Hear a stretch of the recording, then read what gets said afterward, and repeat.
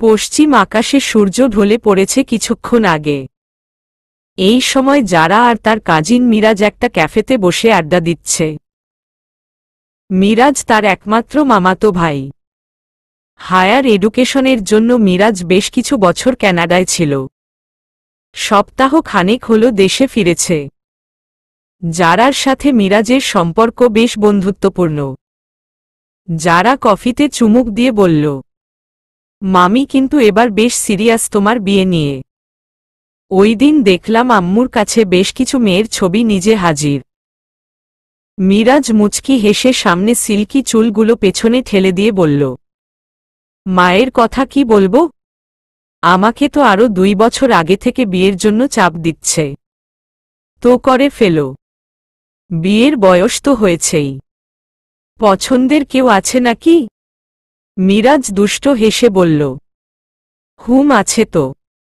তোর ওই বন্ধুবিকে আমার সাথে সেট করে দে। যারা ব্রু কুচকে তাকিয়ে বলল, আরজুর আশায় থাকলে ভুলে যাও। আমার বন্ধুবি অলরেডি প্রেমের ঘোলা পানিতে হাবুডুবু খাচ্ছে। বলিস কি? এই মেয়ে তো কোনো ছেলেকে পাত্তাই দিত না। কয়েক বছর আগে তোর বান্ধবীকে প্রপোজ করেছিলাম। আমাকে সবার সামনে ধর্মের ভাই বানিয়ে হালকা করে ছ্যাঁকা খাইয়ে দিল। যারা উচ্চ শব্দে হেসে বলল, হে আমার বেশ মনে আছে। কিন্তু আমাদের আরজু এখন একজনের প্রেমে পড়ে গেছে। আহা, কঠিন প্রেম। মজার বিষয়, এমন একজনের প্রেমে পড়েছে জানলে অবাক হয়ে যাবে। কার প্রেমে পড়েছে? যারা মিরাজের কানের কাছে এসে ফিসফিসিয়ে বলল, তোমাকে বলা যাবে না মিরাজ ভাই। It's top secret. আরে বাবা, কোনো ভিআইপি নাকি? যারা মাথা নেড়ে না জানিয়ে বলল, ভিভিআইপি কেউ? মিরাজ হেসে বলল, গ্রেট। আরও কিছুক্ষণ কথা বলার পর মিরাজ বলল, যারা তোর আমাকে একটা হেল্প করতে হবে। কি হেল্প? মিরাজ কিছুক্ষণ হাতে হাত ঘষে মিনমিনিয়ে বলল, কানাডায় অ্যাথরিন নামের একটা মেয়ের সাথে বেশ ভালো বন্ধুত্বপূর্ণ সম্পর্ক হয়েছে আমার। মেয়েটা অনেক ভালো রে। আমাকে স্টাডির সব বিষয়ে ও বেশ হেল্প করত। মিরাজ কিছুক্ষণ নীরব রইল। যারা বড় বড় চোখ করে বলল, মেয়েটা তোমার গার্লফ্রেন্ড তাই না? মিরাজ অবাক হল। যারা কি করে জানল? যারা মুচকি হেসে বলল, তাহলে তো হয়েই গেল। মামিকে বলে দাও ওর কথা। আমরা একটা বিদেশিনী ভাবি পেয়ে যাই। আসলে অ্যাথরিন খ্রিস্টান। তাছাড়া সে ব্রকেন ফ্যামিলিতে বড় হয়েছে। তুই তো মাকে চিনিস। এসব শুনলে নির্ঘাত আমাকে ঝাঁটা পেটা করে দেশ ছাড়াবে। এখন কি করব বুঝতে পারছি না। আমি অ্যাথরিনকে ভীষণ ভালোবাসি। আমার লাইফে ওকে ছাড়া অন্য কাউকে কল্পনাই করতে পারছি না। তুই একটু ওর বিষয়ে মাকে বুঝিয়ে বলবি? যারা কিছুক্ষণ চিন্তা করে বলল, আচ্ছা ঠিক আছে, সেটা না হয় বলবো। কিন্তু মামির রিয়েকশন কি হবে সেটা কিন্তু আমি বলতে পারছি না। দেখা গেল এই খবর শুনেই মামি ছোটখাটো হার্ট অ্যাটাক করে বসেছে। আর যদি তোমার বিদেশি গার্লফ্রেন্ড বিকিনি পরে মামির সামনে চলে আসে, আমার মামি তো সোজা পটল তুলবে।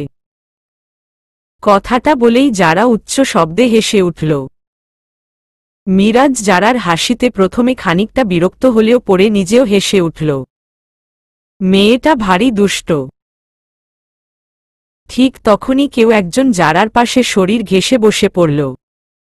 আকস্মিক এই ঘটনায় যারা এবং মিরাজ দুজনই হতভম্ব হয়ে গেল। হাসি থামিয়ে যারা পাশের মানুষটিকে দেখে চোখ বড় বড় করে তাকাল।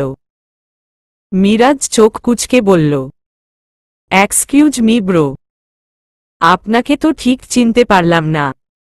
আগন্তুক ছেলেটি যারার দিকে তাকিয়ে মুচকি হেসে বলল, জান আমি কি উনাকে বলনি?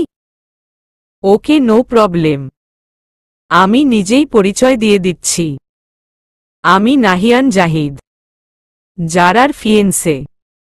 আপনি? কথাটা বলেই মিরাজের দিকে হাত বাড়িয়ে দিল। মিরাজ অবাক হয়ে জারার দিকে তাকাল। যারা কেমন অবাক হয়ে ছেলেটির দিকে তাকিয়ে আছে। মিরাজ হাত বাড়িয়ে হ্যান্ডশেক করল আর জানালো সে জারার কাজিন। যারা রক্তিম চোখে জাহিদের দিকে তাকিয়ে বলল, হোয়াট ননসেন্স! এই ছেলে তোমার মাথা ঠিক আছে? জাহিদ টেবিলে রাখা জারার হাতে আলতো করে হাত রেখে বলল, জান এখনো রেগে আছো? আসলে ভাইয়া ও আমার সাথে রাগ করে আছে। গত রাতে ঝগড়া হয়েছে তো তাই। অভিমানী মেয়েটা কি বলবো। যারা রেগে বলল, এই ফাজিল ছেলে, আর একটা ফালতু কথা বললে থপড়িয়ে গাল লাল করে দিব। জাহিদ জারার দিকে খানিকটা ঝুঁকে বলল, গাল লাল করে কি হবে জান? আমি তো লিপস লাল করতে চাই। যারা হা করে জাহিদের দিকে তাকিয়ে রইল, যেন বেশ বড় কোনো ঝটকা খেল। মিরাজ হতবম্ব হয়ে তাদের দেখছে। কিছু একটা ভেবে মুচকি হেসে জারাকে বলল, ফুপি কি জানে তার আদরের মেয়ে জামাই ঠিক করে ফেলেছে? মিরাজ ভাই এই ছেলের কথা বিশ্বাস করো না। এক নম্বরের নাটকবাজ। জাহিদ জারার হাত আরো শক্ত করে ধরে বলল, জান আন্টিকে ভয় পাচ্ছ কেন? আমি বিয়ের জন্য তাকে ঠিক ম্যানেজ করে ফেলব। তাছাড়া ভাইয়া তো আছে আমাদের হেল্প করার জন্য, তাই না ভাইয়া? মিরাজ মাথা নেড়ে হ্যাঁ জানাল, আর চেয়ার ছেড়ে উঠে বলল, বুঝলাম তোদের মধ্যে মান অভিমান চলছে। তোরা টাইম স্পেন্ড কর, আমি আজ উঠি। যারা নিজে উঠতে চাইলে জাহিদ হাত ধরে বসিয়ে দিল। মিরাজ চলে গেলে যারা রাগী চোখে তাকিয়ে বলল, এই ধরনের ফাজলামির মানে কি? ভাবলেশহীনভাবে জাহিদ বলল, ফাজলামি কখন করলাম? রাগে যারার শরীর জ্বলে যাচ্ছে। মিরাজ ভাই কি মনে করল কে জানে? যারা রেগে বলল, ফিয়ন্সে, বউ এসব কি? সবকিছু নিয়ে মজা করা আমার একদম পছন্দ না। জাহিদ এবার যারার অনেকটা কাছে ঘেঁষে বসল। যারার দিকে নেশাক্ত দৃষ্টি নিক্ষেপ করে বলল, কোনোটাই মজা ছিল না। যেটা ভবিষ্যতে হবে সেটাই বলেছি। বুঝলেন মাই ফিউচার ওয়াইফ? যারা বেশ ভরখে গেল। সারা শরীর জুড়ে অদ্ভুত শিহরণ বয়ে গেল। ফিউচার ওয়াইফ শব্দটায় কিছু একটা ছিল যা যারার অন্তরে এসে বিঁধেছে। যারা অপ্রস্তুত হয়ে জাহিদের কাছ থেকে খানিকটা সরে আসতে চাইলে জাহিদ যারার হাত আলতোভাবে ধরে রাখল। যারার সারা শরীর কাঁপতে লাগল। এই ছেলেকে এই মুহূর্তে মাইর দেওয়া দরকার ছিল, কিন্তু যারা জাহিদকে কিছুই বলতে পারছে না। যারা আমতা আমতা করে বলল, এমনটা মোটেও সম্ভব না। আমি তোমার সিনিয়র, আমার কাছ থেকে দূরে থাকবে। কথাটা বলেই যারা হাত ছাড়িয়ে দ্রুত সেখান থেকে বেরিয়ে গেল। জাহিদ যারার যাওয়ার দিকে তাকিয়ে হেসে বলল, আমার বউ তো আপনিই হবেন। আপনার মায় আমি এমনভাবে বেঁধে গেছি যে ফেরার পথ নেই।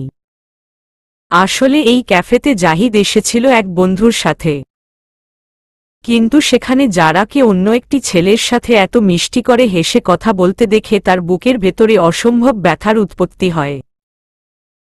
ছেলেটা যদি যারার বিএফ হয়েও থাকে তবে আজ সে ব্রেকআপ করিয়েই ছাড়বে। তাই বন্ধুকে বিদায় দিয়ে যারার কাছে এসে বসে পড়ে। তবে কিছুক্ষণ মধ্যেই বুঝতে পারে সামনের ছেলেটি যারার কাজিন। কিন্তু ততক্ষণে যা ব্লান্ডার করার তা সে করে ফেলেছে। মেয়েটা নিশ্চয়ই অনেক রেগে গেছে। নির্জন রাতে পাশাপাশি বসে আছে একজোড়া নতুন দম্পতি, কিন্তু তাদের মাঝে আছে বিশাল দূরত্ব। এই দূরত্ব কি করে কমবে সেটা আরজুর জানা নেই। এমন নিরামিষ ধাম্ভিক লোক আরজু জীবনে একটাও দেখেনি। এমন নির্জন রাতে গাড়িতে পাশে তার নতুন সুন্দরী বউ বসে আছে। কোথায় জড়িয়ে ধরে গভীর চুমু খেয়ে নিবে তা না, লোকটা মনোযোগ দিয়ে গাড়ি চালাচ্ছে। একটা কথাও বলছে না। আর এইদিকে আরজুর নিজের উপর রাগ হচ্ছে। মানুষটার সামনে আসলে কোথা থেকে এত লজ্জা তার উপর ভর করে? লজ্জায় কথাই বলতে পারছে না। নাহিদ গাড়ি থামালো আরজুর বাড়ির সামনে। নীরবতা ভেঙে নাহিদ কঠিন সুরে বলল, নেক্সট টাইম এমন বোকামি আর করবে না। হুট করে আমার অফিসে আসাটা তোমার ঠিক হয়নি। পলিটিক্সে যেমন ক্ষমতা থাকে তেমনি রিস্কও কিন্তু থাকে। আরজু আমার লাইফের পলিটিক্সের বদৌলতে অনেক শত্রুর উদ্ভব হয়েছে। তারা সারাক্ষণ আমার ক্ষতির চেষ্টা করে, কিন্তু আমাকে না ছুঁতে পারলে তারা আমার কাছের মানুষের ক্ষতির চেষ্টা করবে। তাই সাবধানে চলবে, প্রতিটা কদম ভেবে চিনতে নিবে। তুমি আর সেই সাধারণ আরজু নেই, তুমি আমার সম্মান। আরজু নাহিদের দিকে মুগ্ধ চোখে তাকিয়ে আছে। নিজের কানকে বিশ্বাস করতে পারছে না। নেতা সাহেব তাকে কাছের মানুষ বলেছে, নিজের সম্মান দাবি করছে। নাহিদের এত উপদেশ তার কানেই ঢুকল না। সে তো সুখের সাগরে ভেসে বেড়াচ্ছে। আরজু যে নাহিদের কথা কানে নেয়নি সেটা নাহিদ ভালোই বুঝতে পারল। এই মেয়েকে কি করে সামলাবে নাহিদ নিজেই বুঝতে পারছে না। খানিকটা বিরক্ত হয়ে নাহিদ গলা পরিষ্কার করে বলল, রাত হয়ে যাচ্ছে, বাসায় যাও আরজু। আরজু চোখ বুজে ফেলল। ইসস, নেতা সাহেবের মুখে নিজের নাম শুনতে বেশ মধুর লাগছে। আরও কিছুক্ষণ ডাকুক না। আরজুর চোখ গেল নাহিদের গলার দিকে। কামড়ের দাগ স্পষ্ট। আরজু বেশ লজ্জা পেল। দ্রুত দরজা খুলে বেরিয়ে আসল। লজ্জায় পেছনে তাকাতে পারছে না। কয়েক কদম সামনে এগুতেই আরজুর ফোন বেজে উঠল। দেখল unknown number. Arju call receive করতেই অপর পাশ থেকে গম্ভীর শব্দ বেরিয়ে এলো, এটা আমার নম্বর। এই নম্বরে আমার সাথে যোগাযোগ করতে পারবে। আমার অফিসে আর হামলা দিবে না, কিন্তু যখন তখন কল করলে আমাকে পাবে না। আমি ভীষণ ব্যস্ত থাকি। আমি ফ্রি হয়ে তোমাকে কল করব। আরজু পেছনে ফিরে তাকিয়ে দেখল নাহিদ ফোন কানে গুজে তার দিকেই তাকিয়ে আছে। আহা, কি মায়াময় সেই দৃষ্টি! আরজু বক্ষস্থল কেঁপে উঠল সেই দৃষ্টিতে। নাহিদ মোলায়েম সুরে আবার বলল, ভালোবাসা কখন সুন্দর হয় জানো? সঠিক মানুষটিকে ভালোবাসতে পারলে। তুমি সঠিক মানুষটিকে ভালোবেসেছ কিনা সেটা সময় বলে দিবে। আমার সাথে পথ চলা অনেক কঠিন হবে আরজু। এই পথ জুড়ে শুধু কাঁটা। এই কাঁটা তোমার কোমল হৃদয়কে ক্ষত বিক্ষত করে তুলবে। তুমি অনেক ভালো কাউকে ডিজার্ভ করো আরজু, যে তোমাকে সহজ আর স্বাভাবিক জীবন দিতে পারবে। I am not perfect for you. নাহিদের প্রতিটা কথা আরজু মন দিয়ে শুনল। বুকটা কেমন ধুক ধুক করছে। কিন্তু আরজু দুর্বল না হয়ে বলল, আমি যাকে ভালোবেসেছি তার প্রতি হৃদয় গভীর টান অনুভব করেছি। একবার যখন তার হাতটা ধরেছি সেটা আর ছাড়ছি না। পথ যতই কঠিন হোক না কেন মানুষটা পাশে থাকলে হাসি মুখে সেটা পাড়ি দিতে পারব। জীবনের শেষ নিঃশ্বাস পর্যন্ত তার পাশেই থাকব। সুন্দর গোলাপকে ছুঁতে চাইলে একটু তো কাটার আঘাত সহ্য করতেই হবে, তাই না? নাহিদ আরজুর দিকে একদৃষ্টিতে তাকিয়ে রইল। তারপর দীর্ঘশ্বাস ফেলে বলল, তুমি আসলেই একটা পাগলি। যাও, বাসায় যাও। আরজু বাসায় চলে আসল। আর নাহিদ ছুটে চলল তার গন্তব্যে। আরজু নির্ভয় বাসায় প্রবেশ করল, কারণ সে জানে আজ খালামণি আর খালুজান বাসায় দেরি করে ফিরবে। ডোরবেল বাজালে অবনী দরজা খুলে দিল। আরজু খেয়াল করল অবনী কেমন অদ্ভুত দৃষ্টিতে তার দিকে তাকিয়ে আছে। আরজু বলল, কি সমস্যা? এইভাবে তাকিয়ে আছিস কেন? অবনী আশেপাশে তাকিয়ে কাউকে খুঁজল। আরজু জানে অবনী তারা কে খুঁজছে। অবনী আরজুর হাত ধরে দ্রুত রুমে ঢুকে দরজা বন্ধ করে দিল। আরজু অবাক হয়ে অবনীর কাণ্ড দেখছে। আরজু বিরক্ত হয়ে বলল, কি হয়েছে বলবি? কি হয়েছে সেটা তুমি বলবে? মেয়র জিজু তোমাকে বাসায় নামিয়ে দিয়ে যায়। ঘটনা কি? আরজু কাচুমাচু করতে লাগল। এইটা কি হলো? এই বাদর তাকে দেখে ফেলল। এখন কি বলবে আরজু? এই বাদর মেয়ে তো তার পেট থেকে সব কথা বের করেই দম নিবে। অবনী ভ্রু কুঁচকে তাকিয়ে বলল, কি লুকাচ্ছ আমার কাছ থেকে? 1 মিনিট, তুমি মেয়রের সাথে প্রেম করছো না তো? আরজু নিচের ঠোঁট কামড়ে ধরল। এই অবনীর বুদ্ধির তারিফ করতেই হবে। একদম খালামণির মতোই বুদ্ধি ওর। বলার আগেই সব ধরে ফেলে। আরজু নিচু স্বরে বলল, একদম না, তুই ভুল ভাবছিস। ওই নেতা প্রেম করতেই জানে না। তাহলে মেয়র সাহেব তোমাকে এমনি এমনি বাসায় পৌঁছে দিয়ে যায়? আমাকে বোকা পেয়েছ? অবনী এমন কিছুই না। তবে ওই নেতা তোর জিজু হবে সেটা শিওর থাক। ব্যাটাকে আমার প্রেমে ফাঁসিয়ে তোকে জলদি খালামণি বানিয়ে ফেলব। দারুণ হবে না? অবনী যেন আরজুর কথা বিশ্বাস করতে পারছে না। কিছু একটা নিশ্চয়ই লুকাচ্ছে, কিন্তু কি সেটা ধরতে পর হয় না। তবে নাহিদ তার জিজু হলে বেশ হবে। ওই নিশান ব্যাটা বেশি তেরিবেরি করলে জিজুর চেলা দিয়ে কেলানি খাওয়াতে পারবে। 2-1 বার থ্রেট তো দেওয়াই যেতে পারে। আহা কি শান্তি! মাথায় বন্দুক ঠেকিয়ে বলবে, তুই ব্যাটা শুধুই আমার। অন্য মেয়ের দিকে তাকালে এই বন্দুকের সবগুলি তোর চোখে ঢুকিয়ে দিব। এখন ঝটপট একটা চুমু খেয়ে ফেল। কথাটা ভেবেই অবনী নিজেই উচ্চ শব্দে হাসতে লাগল। তারা দৌড়ে এসে বলল, ছোট আপা তুমি হাসো কেন? এমনি হাসি তারা আপু। শয়তানে নাড়ে চাড়ে তো তাই।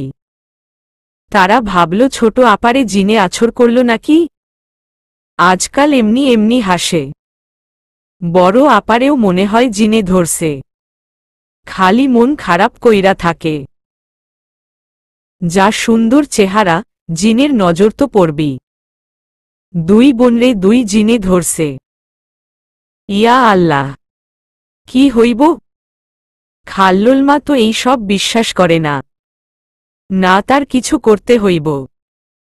হুজুরের কাছ থেইকা পানি আর তাবিজ পরা আনতে হইব। তাইলে এই জিন দৌড়াইয়া পালাইব। রাত তখন প্রায় 10:30। আঞ্জুমান আরার জ্বর তখন অনেকটা কমে এসেছে। সাবিহা রুম থেকে বেরিয়ে দেখল রামিম সোফায় হেলান দিয়ে বসে ঘুমিয়ে পড়েছে। রামিমের মুখে ভেসে বেড়াচ্ছে ক্লান্তির দলেরা। সাবিহার ইচ্ছে করছে রামিমের ললাটে উষ্ণ পরশ এঁকে দিতে। হয়তো এতে তার ভালোবাসার মানুষটির ক্লান্তি খানিকটা দূর হতো। রামিমের মুখটা শুকনো লাগছে। ছেলেটা সারাদিন কিছু খায়নি নাকি? সাবিহা দ্রুত রান্নাঘরে চলে আসলো। একটা প্লেটে কিছু খাবার বেড়ে টেবিলে রাখল। এই কাজ করতে নিজেকে কেমন বউ বউ লাগছে। রামিমের বউ। নিজের ভাবনায় নিজেই হাসল সাবিহা। রামিমের পাশে বসে চুলে হালকা হাত বুলিয়ে দিল। রামিম হয়তো গভীর ঘুমে তলিয়ে গেছে। সাবিহা নিজের সেই অদম্য ইচ্ছে পূরণ করার উদ্যোগ নিল। রামিমের ললাটে উষ্ণ পরশ এঁকে দিল। এতে রামিম খানিকটা নড়ে চড়ে উঠল। সাবিহা ভয় কয়েক কদম পিছিয়ে গেল। ভীষণ ভয় পেয়েছে। রামিম ধীরে ধীরে চোখ খুলে সাবিহাকে আতঙ্কিত হয়ে বসে থাকতে দেখে বলল, মায়ের কি অবস্থা? সাবিহা ঢোক গিলে বলল, ভালো। আন্টি ঘুমাচ্ছে। ও, টেবিলে খাবার দিয়েছি খেয়ে নে। তুই খেয়েছিস? না। চল তুই ও খেয়ে নে। তারপর তোকে বাসায় পৌঁছে দিব। লাগবে না, আমি একাই যেতে পারব। রামিম একটু কঠিন গলায় বলল, বেশি বুঝিস না, অনেক রাত হয়ে গেছে, আমি দিয়ে আসব। সাবিহা আর কিছুই বলল না, টেবিলের দিকে এগিয়ে গেল। রামিম আলতো করে নিজের ললাটে স্পর্শ করে মুচকি হাসল। তারপর টেবিলে এগিয়ে গেল। খাওয়া শেষ করে রামিম সাবিহাকে নিয়ে রিকশায় উঠে পড়ল। রাতের আধারে কঙ্খতি পুরুষটির পাশে বসে সাবিহার পৃথিবীর শ্রেষ্ঠ সুখ অনুভূতি হচ্ছে। মানুষটি সারা জীবন এইভাবে পাশে থাকে জীবনটা অনেক বেশি আনন্দপূর্ণ হতো। সাবিহার বাসার সামনে রিকশা থামলে সাবিহা নেমে পড়ল। রামিমের দিকে কোমল দৃষ্টি ফেলে বলল, আন্টিকে নিয়ে চিন্তা করিস না, খুব জলদি ঠিক হয়ে যাবে, সময় মতো মেডিসিন দিস। রামিম মাথা নেড়ে সায় দিয়ে বলল, নিজের খেয়াল রাখিস, বাই। রামিম চলে যেতেই সাবিহা বাসায় চলে আসল। সাবিহার বাবা ঘড়িতে সময় দেখে বলল, এত লেট হলো কেন মা? সাবিহা বাবাকে ভীষণ ভালোবাসে। বাবার মুখে এই মা ডাকের প্রতি ভীষণ দুর্বল সে। বাবার এই আদুরে শব্দকে কখনোই ইগনোর করতে পারে না। খুব ছোট বয়সেই তার দাদি মারা যায়, তাই মায়ের ভালোবাসা তার বাবার কপালে জুটেনি।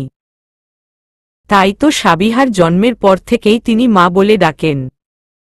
মেয়েকে ভীষণ ভালোবাসে তিনি। সাবিহা নিচু স্বরে বলল, বাবা সরি লেট হয়ে গেল, আসলে আন্টি অনেক শিক হয়ে পড়েছিল। তুমি তো জানো আন্টি ছাড়া রামিমের কেই নেই। ও অনেক ভীত হয়ে পড়েছিল। এখন কেমন আছে উনি? জি বাবা ভালো। আচ্ছা রুমে যাও মা। সাবিহা রুমে চলে গেল। সাবিহার বাবা সাবিহার এত রাত অবধি রামিমের বাসায় থাকা মোটেও পছন্দ করলেন না। রামিম ছেলেটার প্রতি মেয়ের অতিরিক্ত কনসার্ন তিনি মোটেও পছন্দ করেন না। রামিম ছেলেটা নিঃসন্দেহে ভালো, কিন্তু সাবিহার যোগ্য না। তার আদরের মেয়ের জন্য তিনি কোনো রাজপুত্র খুঁজে আনবেন। তার মেয়ে থাকবে রানীর মতো। আরজু শপিং মলে এসেছে রিমির জন্য একটা গিফট কিনতে। সামনেই রিমির বার্থডে। যারা রাজ শুটিং আছে। আর সাবিহা বাদর কল রিসিভ করেনি। হয়তো বিকেলে ভাত ঘুম দিচ্ছে। আর শুভ বেয়াদব গেছে ফুয়াদের সাথে আড্ডা দিতে। আসলে কোনো ক্লাব ঘরে বসে ক্যারাম খেলছে। আরজু আসতে বললে উল্টো তার পক্ষ থেকেও রিমির জন্য একটা গিফট কিনতে বলল। ফাজিল একটা। আরজু অমনোযোগীভাবে হাঁটতে যেয়ে কারো সাথে ধাক্কা খেল। পেছনে ফিরে দেখল সুদর্শন এক পুরুষ। পরনে কালো পাঞ্জাবি আর চুলগুলো খানিকটা এলোমেলো। লোকটির চেহারায় একটা নম্রতা বিরাজ করছে। আরজু দেখল লোকটি ফ্লোর থেকে একটা ফোন তুলে নিল, যার স্ক্রিন ভেঙে চৌচির। আরজু জিবে কামড় দিল। তার ভুলের কারণেই যে ফোনটা ভেঙেছে সেটা বেশ বুঝতে পারল। কেন যে অমনোযোগী হয়ে হাঁটতে গেল। আরজু অস্থির হয়ে বলল, আই অ্যাম রিয়েলি সরি। আমার জন্য আপনার ফোনটা ভেঙে গেল। আসলে আমি একদম খেয়াল করিনি। লোকটি নম্রভাবে মুচকি হেসে কোমল সুরে বলল, ইটস ওকে, এটা জাস্ট একটা অ্যাক্সিডেন্ট। আরজু নিজেকে কিছুতেই শান্ত করতে পারল না। দেখেই বোঝা যাচ্ছে ফোনটি বেশ এক্সপেন্সিভ। আরজু আবার অনুনয় করে বলল, তবুও আমার খেয়াল করে চলা প্রয়োজন ছিল। লোকটি চমৎকার হেসে আরজুকে শান্ত হতে বলল। এতে করে আরজুর গিল্টি ফিল যেন বেড়েই গেল। তাই আবার বলল, আমার জন্য আপনার কত বড় লস হয়ে গেল। প্লিজ বলুন আপনার জন্য কি করতে পারি, কি করে ক্ষত পূরণ করতে পারি। ম্যাডাম আপনি শুধু শুধু হাইপার হচ্ছে। তবে আপনি যেহেতু এত ইনসিস্ট করছেন তাহলে এই অধমের সাথে এক কাপ কফি খেতে পারেন, তাতেই আমার ক্ষতি পূরণ হয়ে যাবে। লোকটির বলার ধরনে আরজু হেসে দিল। লোকটিকে দেখে বেশ ডিসেন্ট মনে হচ্ছে। তাই আরজু উপরের ফ্লোরের একটা কফি শপে বসল। কথার মাধ্যমে আরজু জানতে পারল লোকটির নাম সাদমান। সাদমান নিজেও আরজুর সাথে বেশ সুন্দরভাবেই পরিচিত হল। সাদমানের সাথে কথা বলে আরজুর বেশ ভালো লাগল। সাদমান আরজুকে উদ্দেশ্য করে বলল, এই রূপবতী লাইলির মজনু আছে নাকি? আরজু লাজুক হাসল। বলল, আমার পার্সোনাল মজনু আছে, একদম হিরোর মতো, যাকে দেখলেই আমার প্রেম প্রেম পায়।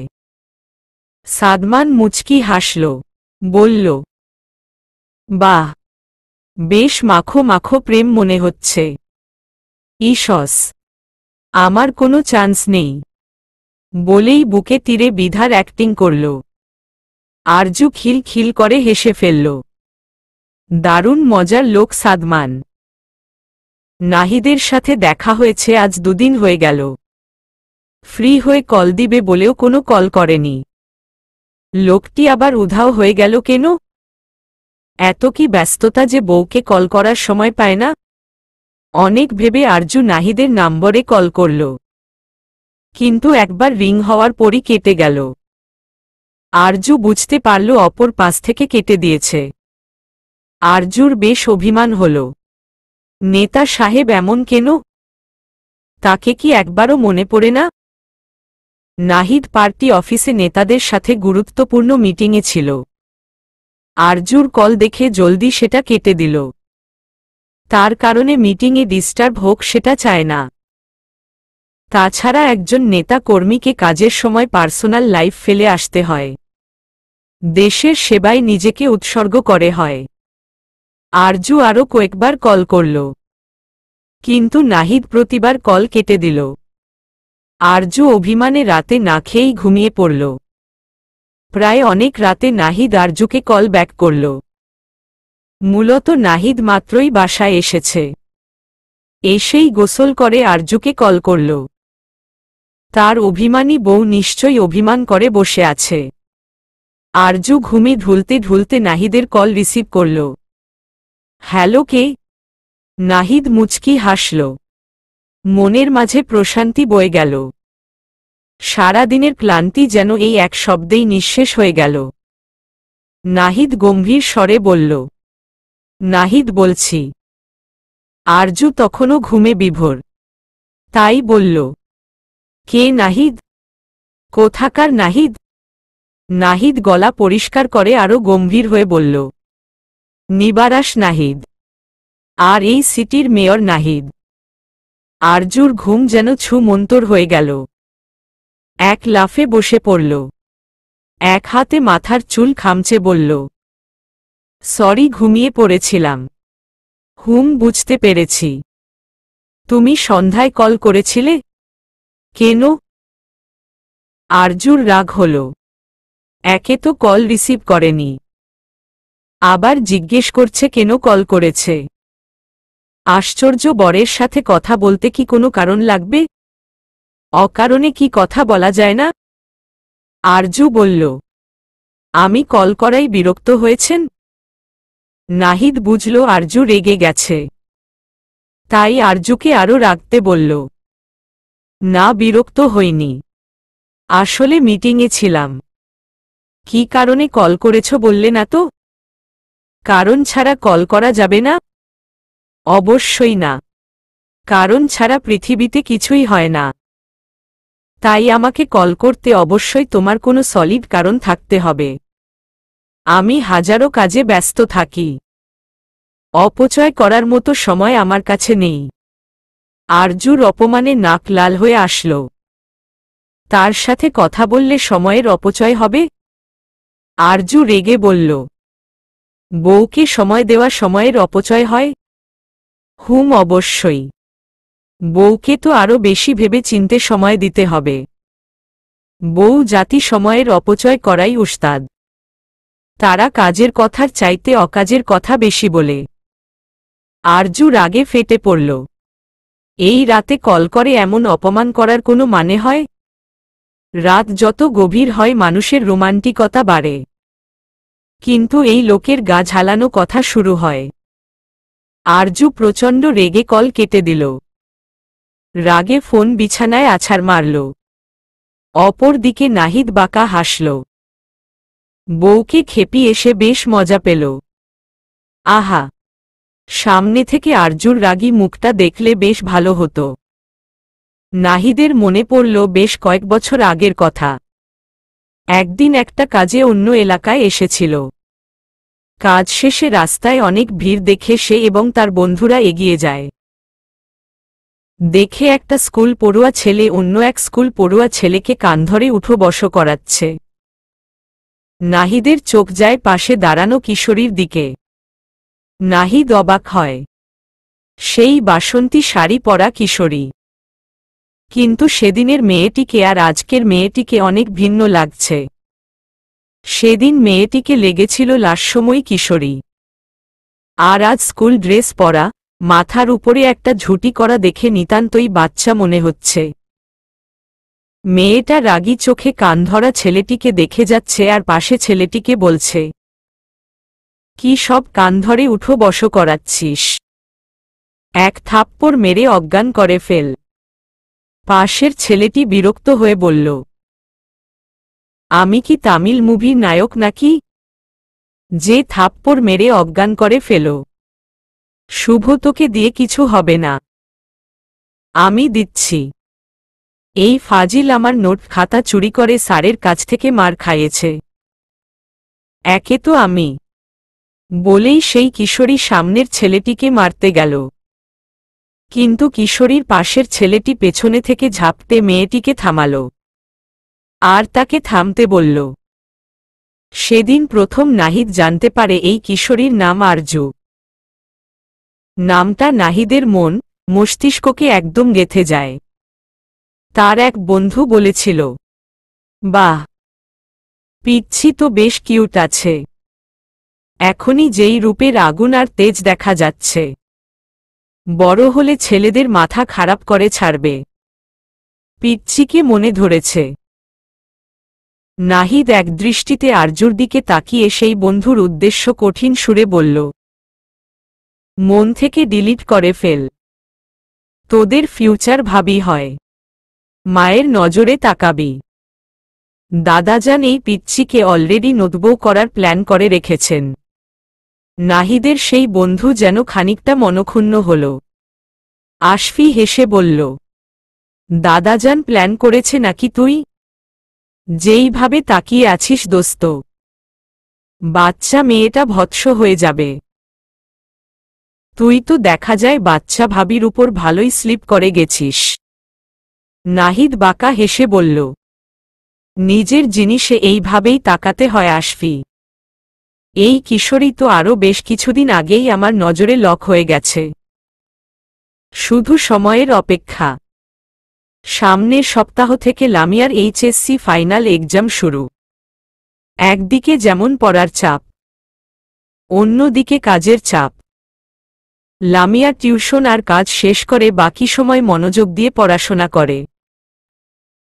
কারণ তার বিশ্বাস একমাত্র বিদ্যা অর্জনের মাধ্যমে সে নিজের জন্য আর বোনের জন্য একটা ভালো লাইফ ইনসিওর করতে পারবে। সকালবেলা আজ লামিয়া নাস্তা রেডি করে ফেলল। কিছু মুহূর্ত পর ফুয়াদের মা আর বাবা আসলো নাস্তা করতে। লামিয়া ভয় ভয় ফুয়াদের মাকে বলল, ম্যাম, সামনের সপ্তাহ থেকে আমার এইচএসসি এক্সাম, আমার জন্য দোয়া করবেন। লিপা খানিকটা বিরক্ত হয়ে বলল, ঠিক আছে, কিন্তু পরীক্ষার দিনগুলো বাদে আর একদিনও বন্ধ দিতে পারবে না। বসিয়ে বসিয়ে আমি টাকা দিতে পারব না। লামিয়ার বেশ খারাপ লাগল, কিন্তু কিছু বলল না। লিপা আবার বললেন, ফুয়াদকে কি সব হাইজিনিক খাবার খাইয়ে অভ্যস্ত করে ফেলেছ? তুমি না আসলে এই সবকে রান্না করে দিবে? আর ফুয়াদের টেস্ট এত লো ক্লাসের কবে থেকে হলো বুঝলাম না। এই সব অয়েলি খাবার সকালবেলায় খেতে বসে যায়। তোমাদের ক্লাসে নিয়ে যাচ্ছ আমার ছেলেটাকে। লামিয়া নিচের ঠোঁট চেপে নিজের কান্না থামাল। নিয়তির কারণে আজ তাকে এই কাজ করতে হচ্ছে। বাবা বেঁচে থাকতে তার বায়নার কোনো শেষ ছিল না। লামিয়ারা ছিল মধ্যবিত্ত পরিবারের। তার বাবা বেশ ভালো একটা কোম্পানিতে চাকরি করত। কিন্তু বাবার আকস্মিক মৃত্যুতে তাদের সচ্ছল প্রাণবন্ত পরিবারে নেমে আসে শোকের ছায়া। বাবার বিরহে মাও কিছু দিনের মধ্যে তাদের ছেড়ে পরপারে চলে যান, আর রেখে যান অসহায় দুই মেয়েকে। বাবা মায়ের মৃত্যুর পর তার চাচা বেশ কয়েক বছর তাদের ভরণ পোষণ চালান। কেন চালান সেটা লামিয়া তখন না জানলেও পরবর্তীতে জানতে পেরেছে। কিন্তু তার চাচি কোনোদিন তাদের পছন্দ করত না। লামিয়াকে দিয়ে ঘরের সকল কাজ করাত, তাদের ঠিকমতো খেতে দিত না। চাচা নিজেও তাদের সাথে খারাপ আচরণ করত। কিন্তু একবার তার চাচাতো বোনকে ছেলে পক্ষ দেখতে এসে যখন তারা কিশোরী লামিয়াকে পছন্দ করে ফেলে, তখন চাচির রাগের কোনো সীমা ছিল না। লামিয়াকে প্রচণ্ড মারধর করেন। তারপর বেশ কিছুদিন পর বাবার সব সম্পত্তি আত্মসাৎ করে তাদের দুই বোনকে একদিন হঠাৎই ভাড়া বাড়িতে তুলে দিয়ে যান। এই অচেনা শহরে দুটো মেয়ে কি করে থাকবে বুঝতে পারছিল না। লামিয়া সেদিন এত বেশি অসহায়বোধ করেছিল যা বলার বাইরে। চাচা মাঝে মজে এসে তাদের দেখে যান। তখন ঘৃণায় লামিয়া সেই চাচার দিকে তাকাতে চায় না। কিন্তু তার বোন চাচাকে দেখে অনেক খুশি হয়। হয়তো অচেনার মুখের ভিড়ে এই ঘৃণ্য পরিচিত মুখটা দেখে প্রশান্তি পায়। লামিয়ার হুঁশ ফিরে একটা গম্ভীর কণ্ঠ শুনে। পাশে ফিরে দেখে ফুয়াদ পকেটে হাত দিয়ে দাঁড়িয়ে মায়ের উদ্দেশ্যে বলছে। ক্লাস তো মানুষের আচরণে প্রকাশ পায়। কিছু মানুষ নিজের লো মেন্টালিকে হাই ক্লাস ভেবে ভুল করে থাকে। তাদের নিজের দিকে তাকানো উচিত। কত নর্দমা যে নিজের গায়ে লেগে আছে সেটা দেখতে পেত। লিপা ভীষণ অপমান বোধ করে, আর বলে, এই মেয়েটার জন্য তুই আমাকে অপমান করছিস? ফুয়াদ ডোন্ট কেয়ার ভাব নিয়ে চেয়ার টেনে বসে পড়ল, আর বলল, আমি তো তোমাকে কিছু বলিনি। তুমি কেন অপমান নিজের গায়ে মাখছ? ফুয়াদের বাবা গম্ভীর স্বরে বলে উঠল। আহা ফুয়াদ, বেশি কথা বলছ। তুমি আজকাল অনেক বেশি অবাধ্য হয়ে গেছ। আপনাদের বাধ্য আমি ছিলাম কবে? ফুয়াদের বাবা কিছুই বললেন না, টেবিল ছেড়ে উঠে চলে গেলেন। লিপা লামিয়ার উপর রাগান্বিত হয়ে বললেন, তুমি আসার পর থেকে আমার ঘরে অশান্তি বেড়েছে। ফুয়াদ দাঁতে দাঁত চেপে বলল, এই ঘরে শান্তি কবে ছিল? ওকে দোষ দিয়ে লাভ নেই। ঘরের শান্তি তোমাদের কারণে নষ্ট হয়, লামিয়ার কারণে না। লামিয়ার মনে দমকা হাওয়া বয়ে গেল। এই পৃথিবীতে একটাই মানুষ আছে যে তাকে প্রোটেক্ট করে, তাকে সম্মান করে। একবার মানুষটির পা ছুঁয়ে সালাম করা প্রয়োজন। এত আপন কেন মনে হয় মানুষটিকে? রাত তখন বেশ গভীর, প্রায় 1:30 বাজে। নাহিদ মাত্রই বাসায় পৌঁছাল। গাড়ি থেকে নামতেই গ্যারেজে আরও একটা গাড়ি পার্ক করা দেখতে পেল। নাহিদের চোখ মুখ কঠিন হয়ে আসল। সারাদিনের ব্যস্ততার পর এই মানুষটির মুখোমুখি সে হতে ইচ্ছুক না। নাহিদ বাসায় প্রবেশ করতেই বসার ঘরে সেই মানুষটিকে বসে থাকতে দেখল। তার হাতে কফি। টেবিলে চোখ বুলিয়ে দেখল আরও বেশ কয়েক কাপ পড়ে আছে। তার মানে অনেকক্ষণ যাবৎ তিনি এসেছেন। নাহিদকে দেখেই তিনি কিছুটা বিচলিত হলেন। নাহিদ অনিচ্ছা সত্ত্বেও তার বাবার সামনের সোফায় বসল। সাইদ মাহমুদ আজ অনেক দিন পর ছেলের মুখটা ভালো করে পর্যবেক্ষণ করলেন। সাদা পাঞ্জাবিতে তার ছেলেকে কত সুন্দর লাগছে। নিঃসন্দেহে তার ছেলে সুদর্শন। এমন সুদর্শন ছেলে এতটা রগচটা স্বভাবের কেন হল? নাকি এই আচরণ শুধুমাত্র তার সাথে?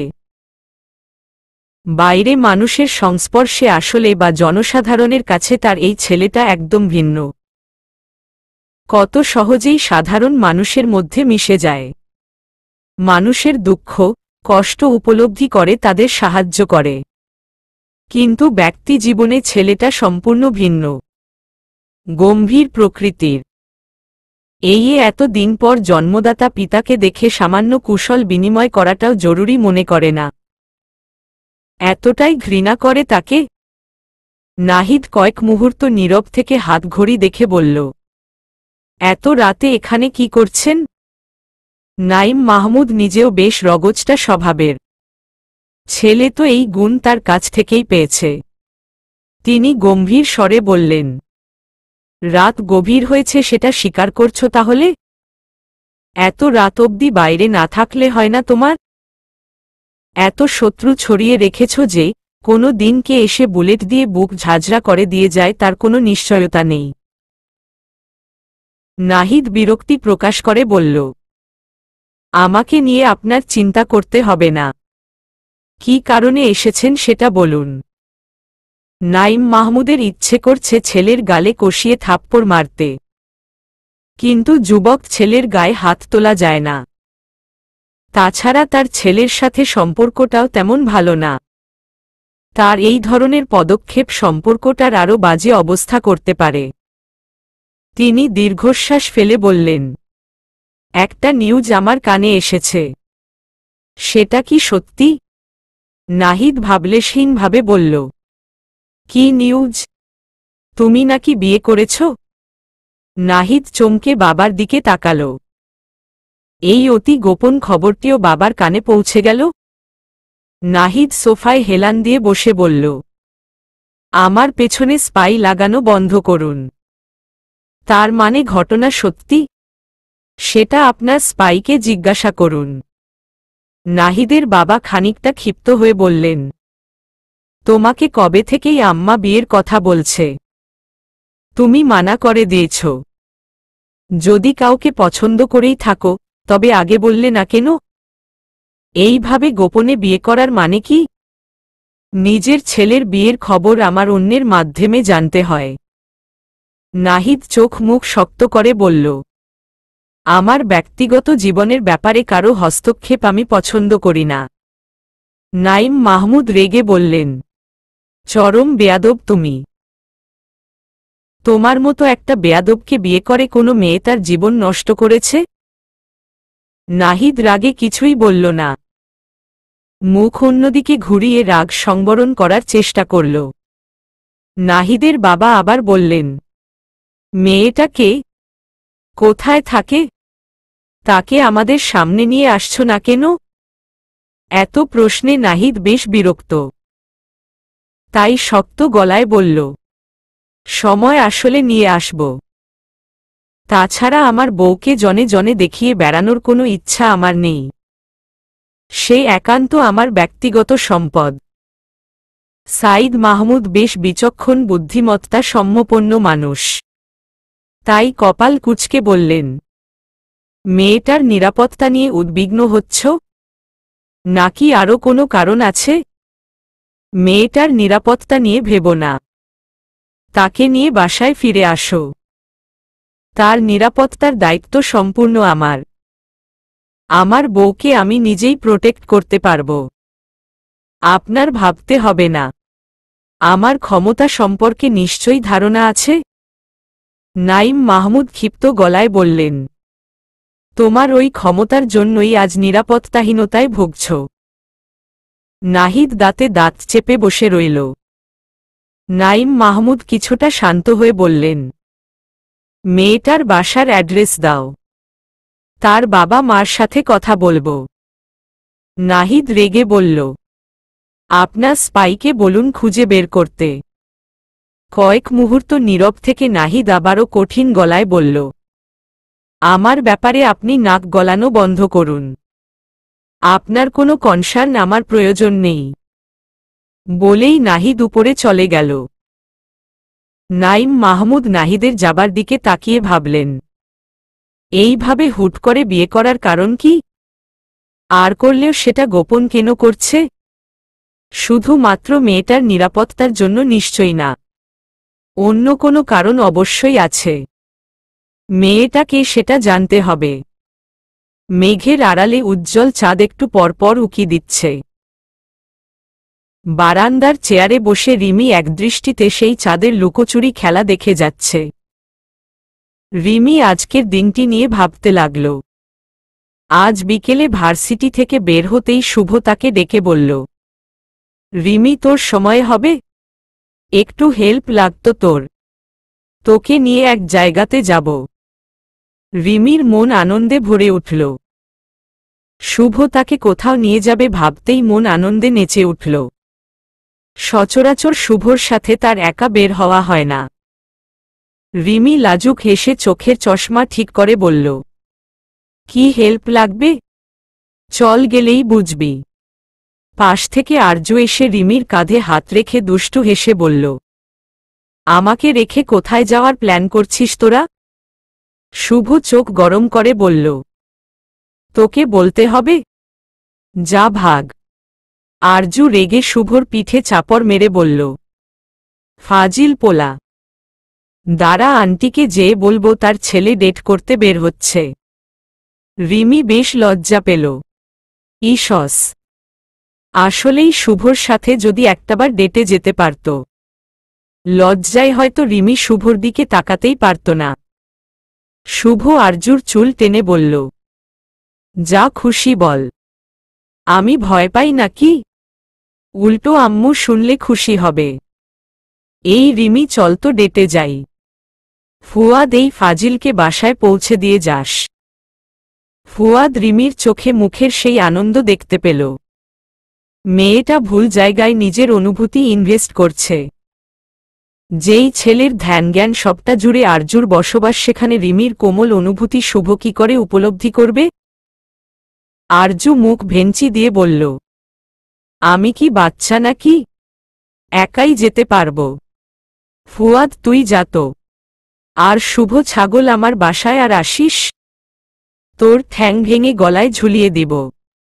শুভ বাইকে উঠতে উঠতে বলল, তোরা দুই বোন হলি বান্দরের নানি, তোদের ধারা সব সম্ভব, ঝুলে থাকা তোদের প্রজাতির স্বভাব। আরজু রেগে বলল, অবনী জানলে না, বাসায় যেয়ে তোর ঘাড় মোটকে আসবে। হুম, উইটা তো বান্দরনি প্লাস পেতনি। আরজু আবার শুভকে মারতে গেল। ফুয়াদ আরজুকে আটকে বলল, থামো এইবার। ক্লাস 1-2 পড়া বাচ্চা নাকি তোরা? শুভ হেসে বলল, ওই সময় তো এই ফাজিল ক্লাসে বসে ভ্যাভ্যা করে কাঁদত। ফোলা ফোলা লাল গালে ওকে কি বিচ্ছিরি লাগত তুই যদি একবার দেখতি। আরজু বেশ ক্ষেপে গেল। ব্যাগ থেকে পানির বোতল বের করতে উদ্যত হলে শুভ দ্রুত বলল, রিমি, জলদি বাইক ওঠো, বাদর নাচ দেখানো শুরু করে দিচ্ছে। রিমি খিল খিল করে হেসে উঠল, আর দ্রুতই বাইকে উঠে পড়ল। শুভ সময় নষ্ট না করে বাইক স্পিডে চালিয়ে চলে গেল। আরজু রেগে সেদিকে তাকিয়ে ফোঁস ফোঁস করতে লাগল। ফুয়াদ বলল, নাগিনের মতো ফোঁস ফোঁস করছিস কেন? তুই কি নাগিন? যা ওই নাহিদ ব্যাটাকে দংশন করে আসো। আরজু বোতলের পানি ফুয়াদের মুখে ছুঁড়ে মেরে বলল, ব্যাটা কি? নেক্সট টাইম থেকে দুলাভাই বলবি। বলেই আরজু চলে গেল। ফুয়াদ মুখের পানি মুছতে মুছতে বীর বীর করল, শুভর বাচ্চা, কবে এই নাগিনকে প্রপোজ করবি? ওই নেতাকে ম্যাডাম কোনো দিন যেন বাচ্চার বাপ বানিয়ে দেয়। শুভ রিমিকে নিয়ে শপিং মলের সামনে দাঁড়াল। রিমি চিন্তিত মুখে বলল, শপিং করবি নাকি? আগে চল। শুভ রিমিকে নিয়ে একটা জুয়েলারির দোকানে ঢুকল। দোকানিকে বলল কিছু রিং দেখাতে। রিমি অবাক হয়ে সব দেখে যাচ্ছে। অনেকগুলো ডায়মন্ডের রিং তাদের সামনে রাখা হল। শুভ বলল, একটা চুজ কর। রিমি অবাক হয়ে বলল, আমি চুজ করব? কার জন্য? বলা যাবে না। সারপ্রাইজ। কিসের সারপ্রাইজ? আরে এত কথা বলিস কেন? দেখ কোনটা ভালো লাগে। এই সব ব্যাপারে আমার নলেজ একদম জিরো। রিমি ভাবনায় পড়ে গেল। শুভ কার জন্য রিং কিনছে? অনেক দেখে রিমি একটা রিং চুজ করল। শুভ সেটা দেখে বলল, তোর চয়েস তো বেশ ভালো, আর সময়ও অনেক কম নিয়েছিস। তোর জায়গায় আরজু থাকলে ঘণ্টা খানিক দেখেও চুজ করতে পারত না। রিমি মুচকি হেসে বিড় করে বলল, আমার চয়েস ভালো বলেই তোকে চুজ করেছি। শুভ হঠাৎ সেই রিংটি রিমির হাতে পরিয়ে দিল। রিমি তো হতবম্ব হয়ে তাকিয়ে রইল। বক্ষস্থলে ধুকপুক শুরু হয়েছে। শুভ তাকে কেন পরাচ্ছে? রিমির অবাক হওয়া দেখে শুভ বলল, যার জন্য নিচ্ছি তার হাতের মাপ তোর মতোই।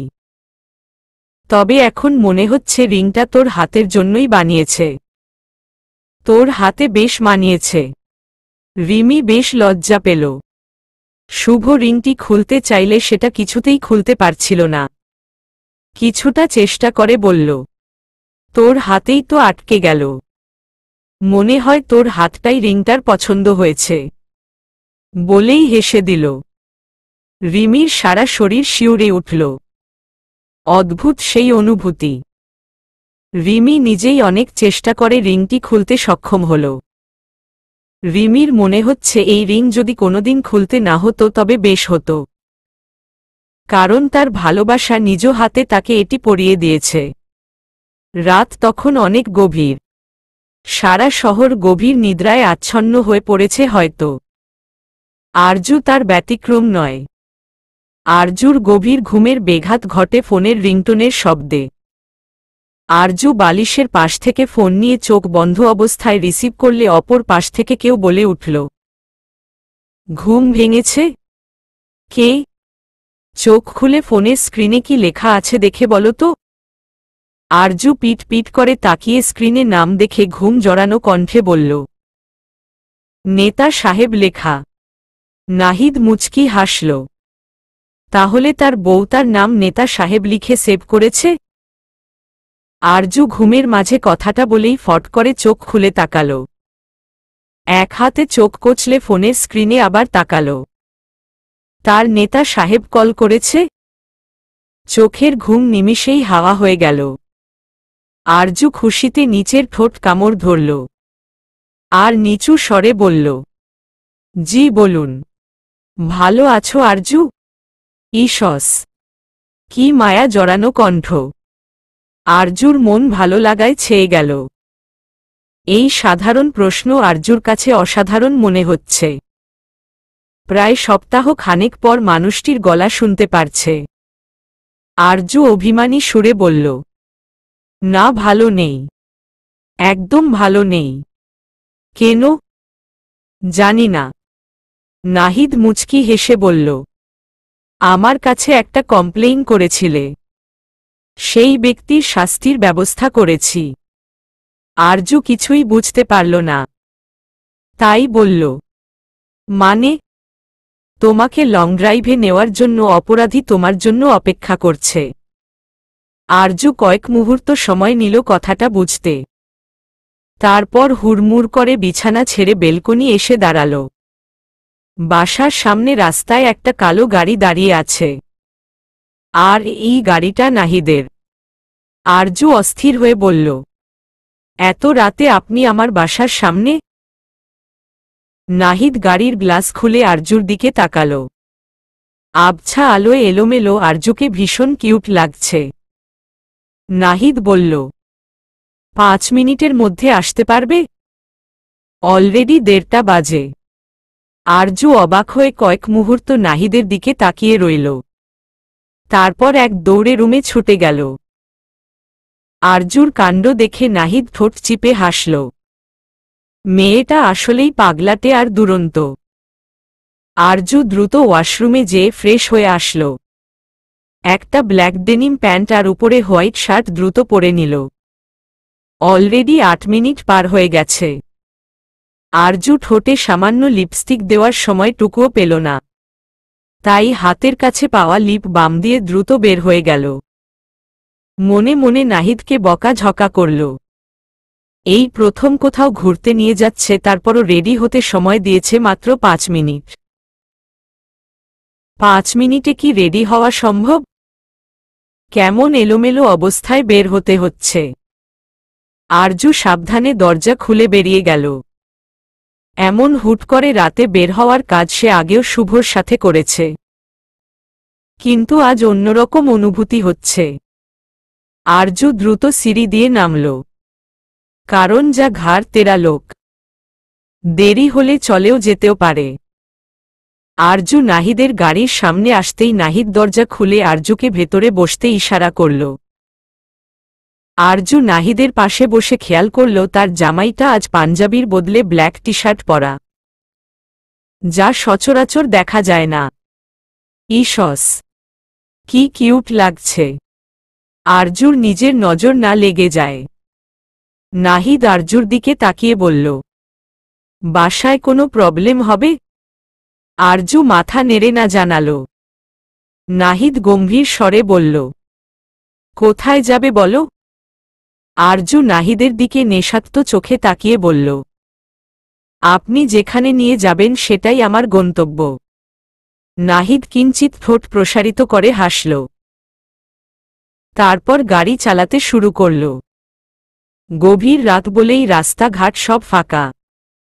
মাঝে মাঝে দুই একটা যানবাহনের দেখা মিলছে। আরজু এবার কিছুটা বিরক্ত হচ্ছে, কারণ নাহিদ কোনো কথাই বলছে না। এইভাবে চুপ করে কি গাড়ি চালিয়ে যাবে নাকি? শহর থেকে কিছুটা দূরে এসে নাহিদ একটা টং দোকানের সামনে গাড়ি দাঁড় করল। সিট বেল্ট খুলতে খুলতে বলল, বাইরে এসো আরজু, তোমাকে বেস্ট চা খাওয়াবো। আরজু বেশ আগ্রহ নিয়ে বেরিয়ে আসল। নাহিদের মতো মানুষ এই ছোট্ট দোকানে চা খাবে ভেবেই আরজু অবাক হল। তবে মনের মাঝে একটা প্রশান্তি বয়ে গেল। আরজু বেরিয়ে আসতেই নাহিদ আরজুর হাত নিজের হাতে আবদ্ধ করে হাঁটতে লাগল। আরজু সারা শরীর জুড়ে বিদ্যুৎ বেয়ে চলছে। হৃদস্পন্দনের গতি বেড়ে গেল। শক্ত, রুক্ষ হাতটি আরজুর হৃদয়ে ঠিক কতটা ভরসা যোগাচ্ছে নাহিদ হয়তো ঠাহর করতে পারছে না। অসম্ভব ভালো লাগা আরজুর হৃদয়কে ঘিরে ধরল। নাহিদ দোকানের সামনে দাঁড়িয়ে দোকানিকে উদ্দেশ্য করে বলল, কেমন আছেন চাচা? দোকানের বৃদ্ধ লোকটি নাহিদকে দেখে আনন্দে আত্মহারা হয়ে বলল, আরে বাবা, তুমি আইছো? ভালা আছো বাবা? নাহিদ চমৎকার হেসে বলল, জি চাচা, ভালো আছি। কতদিন পরে আইলা? শুনছি তুমি শহরের মেলা বড় নেতা হইছ। নাহিদ হেসে বলল, জি চাচা, সবই আপনাদের দোয়ায়। বৃদ্ধ লোকটির চোখ পড়ল আরজুর দিকে। তিনি আগ্রহ নিয়ে জিজ্ঞেস করলেন, এই হুর পরি ক্যাডা বাবা?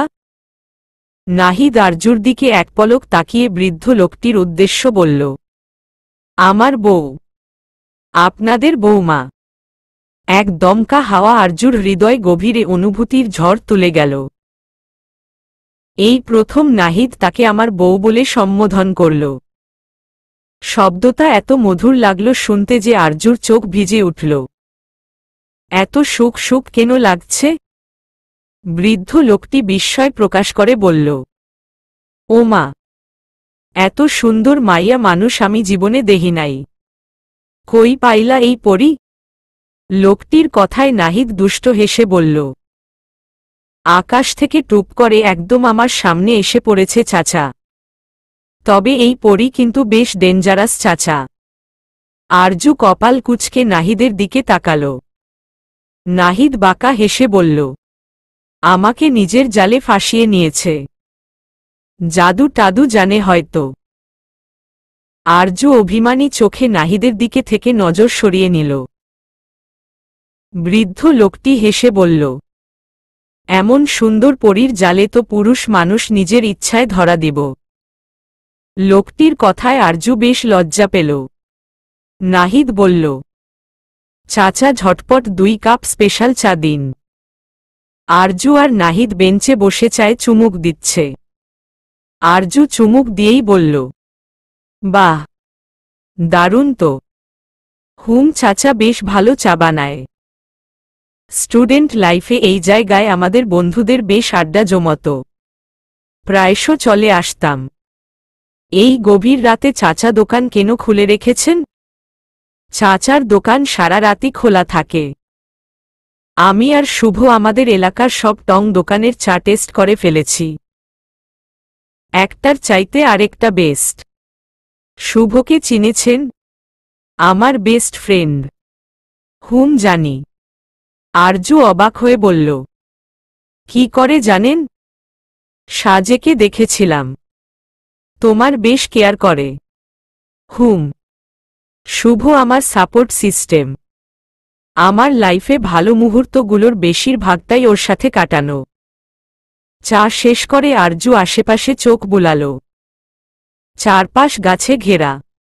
দূরে একটা গ্রাম দেখা যাচ্ছে।